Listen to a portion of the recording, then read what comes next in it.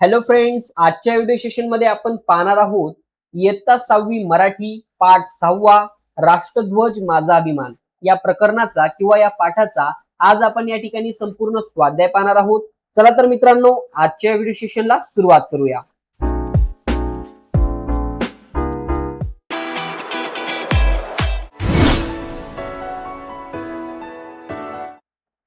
Hello friends, welcome to our YouTube channel. नमस्कार मित्रांनो, study with Sandeep sir या आपल्या युट्यूब चॅनल मध्ये तुमच्या सर्वांचं स्वागत आहे।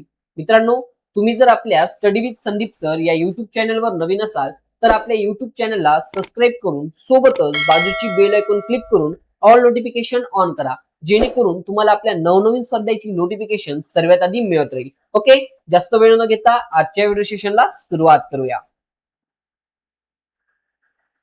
पहा मित्रांनो, या ठिकाणी प्रश्न पहिला विचारलेला आहे, कोण ते लिहा। या ठिकाणी पहिला प्रश्न आहे अभिषेकच्या वक्तृत्व स्पर्धेचा विषय। या ठिकाणी याचं उत्तर येणार आहे मित्रांनो, राष्ट्रध्वज माझा अभिमान हा अभिषेकचा वक्तृत्व स्पर्धेचा विषय होता। त्यानंतर पुढचा प्रश्न दिलेला आहे शालेय स्तरावरील वक्तृत्व स्पर्धेचे परीक्षण करणारे। तर या ठिकाणी याचं उत्तर येणार आहे श्री जाधव सर हे शालेय स्तरावरील वक्तृत्व स्पर्धेचे परीक्षण करत होते। आलं लक्षात? त्यानंतर पुढचा प्रश्न दिलेला आहे अभिषेकचे वक्तृत्व स्पर्धेची तयारी करून घेणारे। या ठिकाणी या प्रश्नाचं योग्य उत्तर असणार आहे आई आणि बाबा म्हणजे त्याचेच पालक। आलं लक्षात? चला पाहूया पुढचा प्रश्न। बघा, या ठिकाणी पुढील प्रश्न दिलेला आहे प्रश्न क्रमांक 2, पाठातून तुम्हाला जाणवलेले अभिषेकचे गुण दिलेल्या चौकटीत लिहा।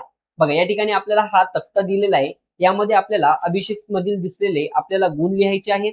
तर सर्वात आधी बघा, कष्टाळू, त्यानंतर आज्ञाधारक, आत्मविश्वासू, विनम्र, चिकाटी असणारा आणि गुणी। आलं लक्षात? चला पाहूया पुढचा प्रश्न। प्रश्न क्रमांक 3, 2 ते 3 वाक्यात उत्तरे लिहा।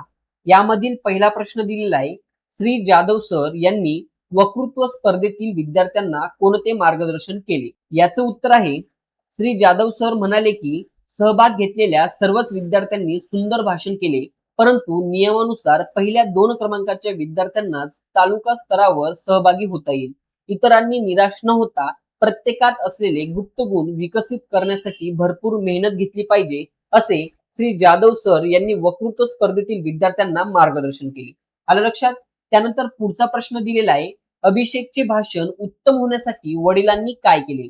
तर या ठिकाणी या प्रश्नाचं योग्य उत्तर असणार आहे अभिषेकचे भाषण उत्तम होण्यासाठी वडिलांनी राष्ट्रध्वज, राष्ट्रभक्ती, राष्ट्रीय सण व त्यांचे महत्व या विषयांवरील अनेक मुद्दे समाविष्ट केले।